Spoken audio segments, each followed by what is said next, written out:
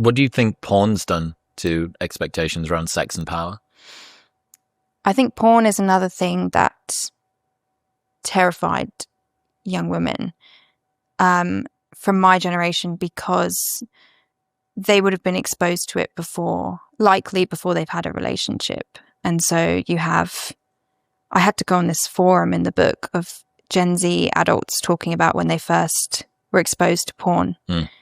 And some of them are like 8, 6, and they're talking about accidentally seeing it on these platforms, and way before they've even attempted dating anyone or can put that in context.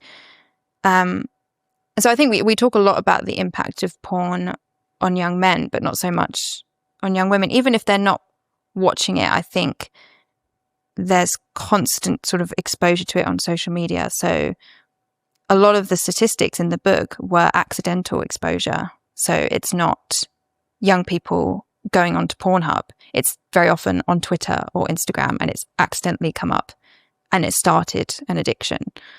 And so I think that plays into the same thing. It creates a fear around sex, and it creates crazy expectations. I think there's porn-brained women sometimes where the way they speak about women, about themselves, is so heartbreaking. Even listening to Call Her Daddy and some of the guests on there, the way they talk about themselves, it sounds like it's straight out of a porn site, and they're viewing themselves as nothing but an object, a product. There's another weird paradox going on here, which is porn is both something totally meaningless, transactional, that you can do freely with whoever you want, whenever you want. Yeah.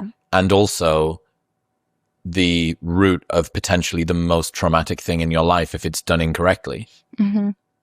That I don't... No, I don't understand the consistent defense of porn from progressives.